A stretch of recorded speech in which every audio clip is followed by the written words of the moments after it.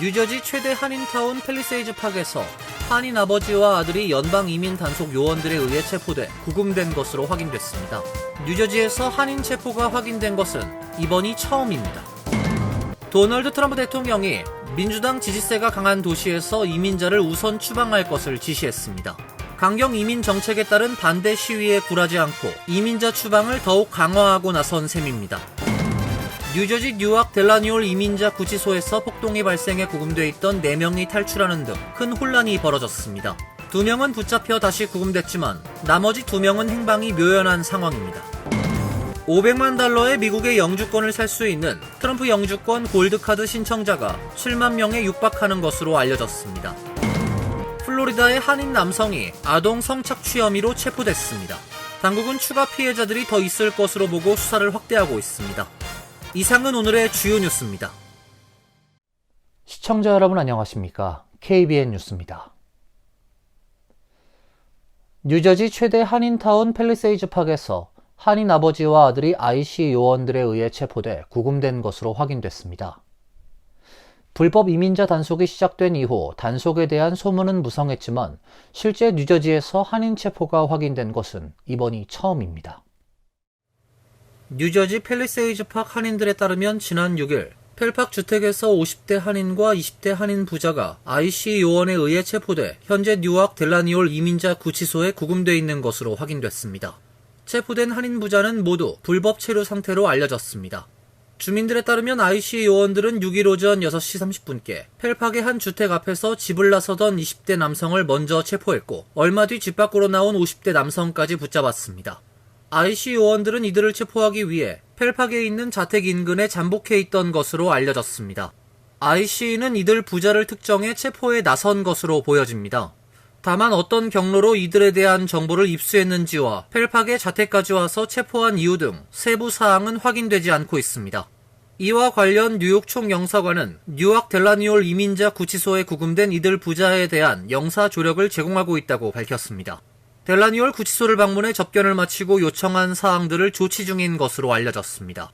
뉴저지 펠팍에서 한인들이 체포된 것을 트럼프 2기 행정부 출범 후 뉴욕 및 뉴저지 일원에서 확인된 IC의 첫 한인 체포 사례로 확인되고 있습니다. 도널드 트럼프 대통령이 민주당 지지세가 강한 도시에서 이민자를 우선 추방할 것을 지시했습니다. 강경 이민 정책에 따른 반대 시위에 굴하지 않고 이민자 추방을 더욱 강화하고 나선 셈입니다. 트럼프 대통령은 어제 SNS 트루스 소셜을 통해 IC 요원들에게 역사상 최대 규모의 집단 추방 프로그램이란 중대한 목표를 달성하기 위해 가능한 모든 수단을 동원하란 명령을 내린다고 밝혔습니다. 이어 이를 달성하기 위해서는 로스앤젤레스, 시카고, 뉴욕 등 수백만 명의 불법 체류자가 거주하는 미국의 주요 대도시에서 체포 및 추방 노력을 확대해야 한다고 강조했습니다. 트럼프 대통령은 이들 도시를 포함해 여러 곳은 민주당 권력의 중심지라며 그들은 불법 체류자들을 이용해 지지층을 늘리고 선거에서 부정을 저지르며 복지국가를 확대해 성실히 일하는 미국 시민들로부터 양질의 일자리와 혜택을 빼앗고 있다고 비판했습니다. 트럼프 대통령은 급진 좌파 민주당원들은 정신적으로 문제가 있으며 우리나라를 혐오하고 실제로 우리 도시 내부를 파괴하고 있다며 그렇기에 IC, 국경 순찰대, 그리고 위대한 애국 법 집행관들에게 범죄가 만연하고 위험한 도시 내 취약 지역과 피난처 도시들이 그러한 큰 역할을 하는 장소에 집중할 것을 지시하는 것이라고 말했습니다. 또 연방 정부는 외국인들을 원래 출신지로 되돌려보내는 재이민에 계속 집중할 것이며 미국의 국내 평화를 해치는 자의 입국을 철저히 차단할 것이라고 밝혔습니다. 트럼프 대통령의 이날 발언은 불법 이민자 단속을 강화하는 가운데 나왔습니다. 앞서 스티븐 밀러 백악관 부비서실장은 IC가 하루에 3,000명 이상의 불법 이민자를 체포할 것이라고 밝힌 바 있습니다. 트럼프 2기 들어 첫 5개월 동안 하루 평균 610명이었던 수준에서 크게 늘어난 수치입니다. 정부가 메디케이드 가입자의 개인정보를 이민당국에 넘겨준 것으로 드러나 파장이 예상됩니다. 해당 정보에는 가입자의 체류신분까지 포함된 것으로 나타났습니다. AP통신은 트럼프 행정부가 불체자 단속 및 추방 목표를 달성하기 위해 메디케이드 가입자 수백만 명의 정보를 국토안보부에 건넸다고 보도했습니다. 매체는 행정부 내부 메모와 이메일 등 입수한 자료를 바탕으로 로버트 케네디 주니어 보건복지부 장관의 두 보좌관이 메디케어, 메디케이드 서비스 센터 관계자에게 가입 정보를 국토안보부에 제공하라고 지시했다고 전했습니다. 당시 지시를 받은 담당 직원들은 법적, 윤리적 문제를 이유로 해당 데이터 전송을 차단하려 시도했지만 실패했고, 결국 DHS 측은 54분 동안 메디케어, 메디케이드 가입자의 개인정보를 확보한 것으로 알려지고 있습니다.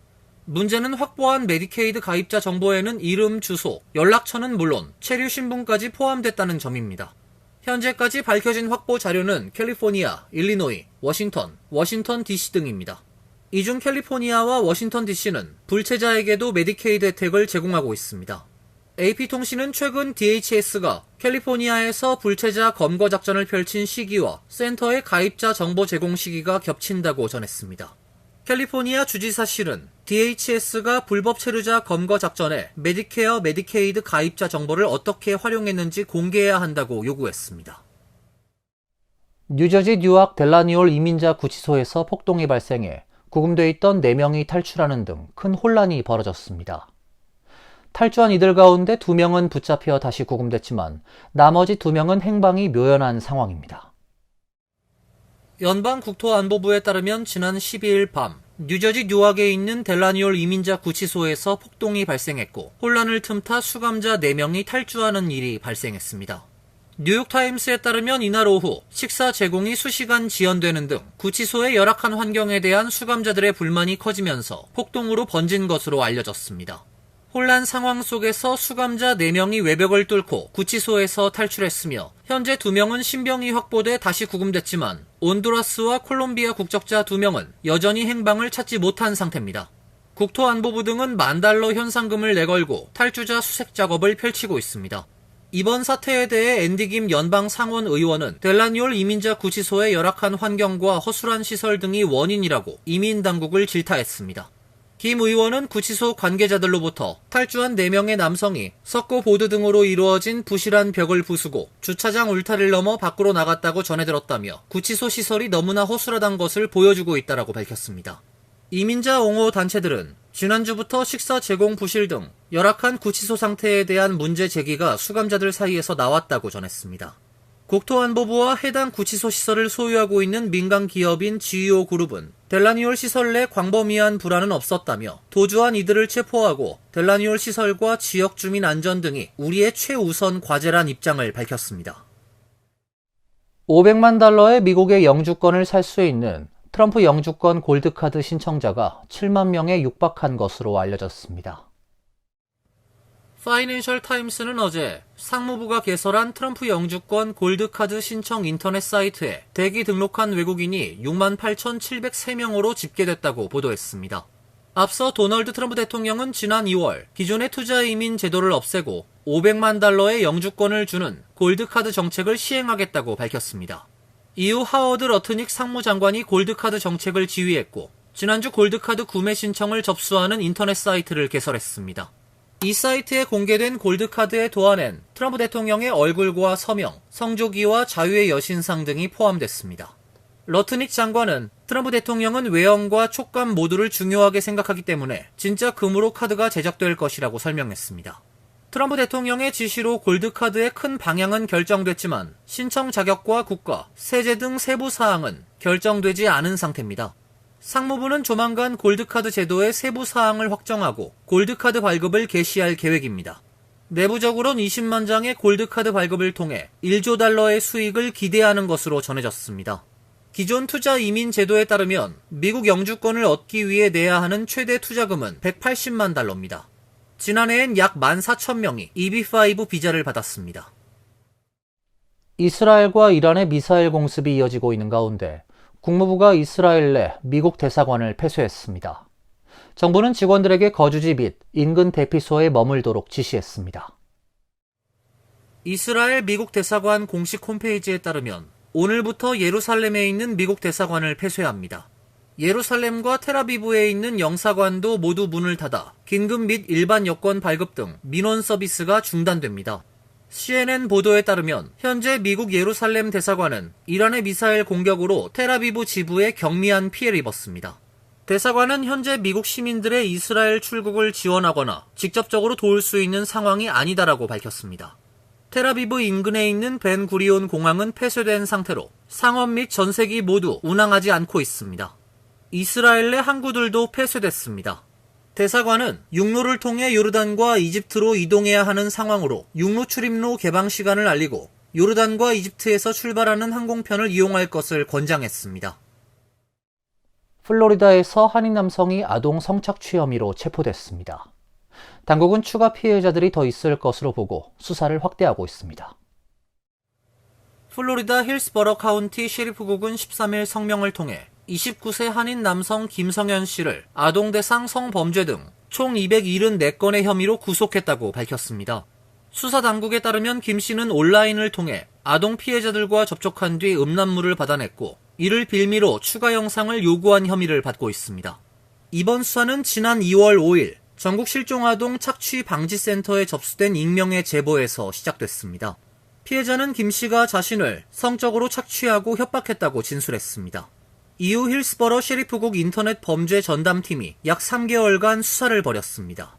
수사팀은 최근 김 씨의 자택을 수색해 다수의 전자기기를 압수했으며 이들 기기에서는 아동 성착취물과 동물 성행위 영상 등 총 1000여 건의 불법 영상물이 발견됐습니다. 김 씨가 받는 혐의는 아동 포르노 소지 100건, 합성 아동 포르노 소지 100건, 동물 성행위 영상 소지 45건, 아동 성적 행위 촉진 14건, 유해물 전송 9건, 외설행위 컴퓨터 사용 6건 등입니다. 뉴욕 한인회관 6층 공간에 대한 재산세 면세 혜택 박탈이 확정됐습니다. 1년의 재산세 부담이 11만 6천 달러나 늘어나면서 우려했던 재정난이 현실화됐습니다. 뉴욕 한인회는 어제 뉴욕 한인회관 6층 공간에 대한 비영리 재산세 면세 혜택이 박탈되면서 인상된 재산세 고지서가 뉴욕 한인회에 송달됐다고 밝혔습니다. 7월 1일부터 6개월간 재산세는 약 22만 3천 달러로 약 5만 8천 달러 인상됐습니다. 뉴욕 한인회 사무 및 행사 공간으로 사용되어 온 뉴욕 한인회관 6층은 그동안 6개 층 가운데 유일하게 비영리 면세 혜택을 받아왔습니다. 뉴욕 한인회에 따르면 뉴욕시가 밝힌 4개 위반 사항 가운데 3개가 악성 테넌트 소송 연관된 것으로 이들 테넌트를 퇴거시키기 전까진 위반 사항을 제거하거나 삭제할 수 없는 것으로 확인됐습니다. 이명석 뉴욕 한인회장은 6개월간 재산세가 22만 3,106.76 달러로 인상됐다며 오는 7월 1일까지 납부하란 뉴욕시의 고지서를 받았다고 공개했습니다. 지난해 뉴욕 한인회관의 같은 기간 재산세는 16만 5천 달러 수준이었는데 단번에 약 5만 8천 달러가 인상된 것입니다. 이 회장은 뉴욕 한인사회가 한인회관 6층 공간에 대한 비영리 면세 혜택 복귀에 힘을 합해야 한다며 대책을 강구하고 있다고 덧붙였습니다. 이어서 간추린 소식입니다.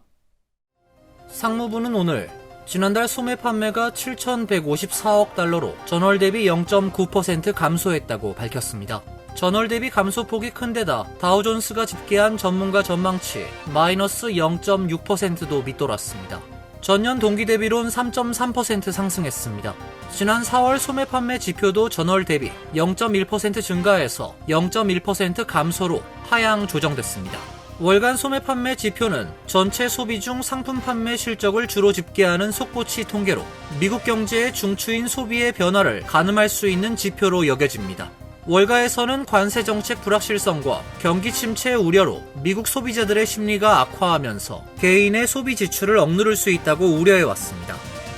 미네소타 주의회 정치인 부부 2명을 살해하고 2명을 다치게 한 혐의를 받는 총격범이 어제 재판에 넘겨졌습니다. 미네소타 연방검찰은 1급 살인, 스토킹 등 총 6개 연방범죄 혐의로 벤스 보엘터를 기소했습니다.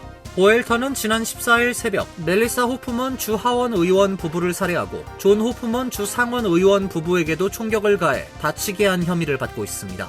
한편 AP통신에 따르면 용의자가 살던 마을에서 발견된 차량에선 약 70명의 이름이 적힌 명단이 발견됐으며 명단엔 정치인들과 지역사회 지도자들, 낙태권 옹호 운동가와 관련 시설 등이 담긴 것으로 전해졌습니다.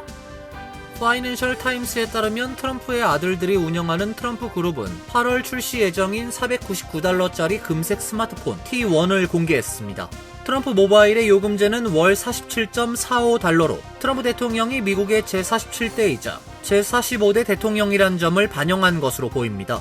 장남인 도널드 트럼프 주니어는 어제 뉴욕 트럼프 타워에서 열린 행사에서 암호화폐 등 우리가 해온 많은 일은 제대로 서비스 받지 못하는 사람들을 위한 기술에 초점이 맞춰 있다며 트럼프 모바일은 원격 진료, 긴급 출동 지원, 무제한 문자 등 다양한 패키지 상품을 선보일 것이라고 말했습니다.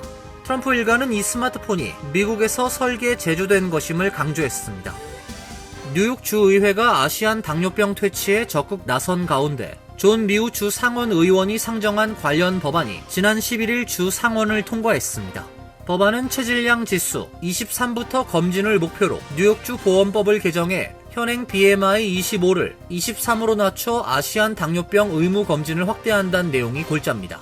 아시안 경우 BMI가 높지 않더라도 당뇨병에 걸리는 사람은 많은데 실제 한국 등 아시아 국가들은 BMI 23에서 24.9를 과체중으로 25 이상을 비만으로 분류하고 있습니다.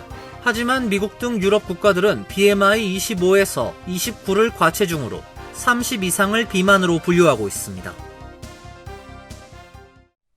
환율과 증권 소식입니다.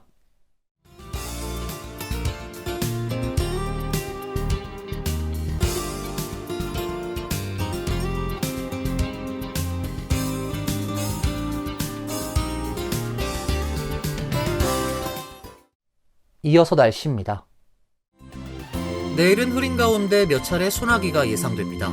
낮 최고 기온 80도, 섭씨 27도, 밤 최저 기온은 70도, 섭씨 21도로 예상됩니다. 목요일도 흐리고 뇌우가 예보돼 있습니다. 기온이 올라가 무더운 날씨가 예상됩니다. 금요일은 대체로 맑은 날씨가 될 것으로 보입니다. 이상으로 KBN 뉴스를 마칩니다. KBN과 함께 즐거운 시간 되시길 바랍니다. 동부 최대 한인방송 KBN이 제작하는 KBN 뉴스는 웹사이트 mykbn.com 그리고 유튜브와 페이스북에서 다시 보실 수 있습니다.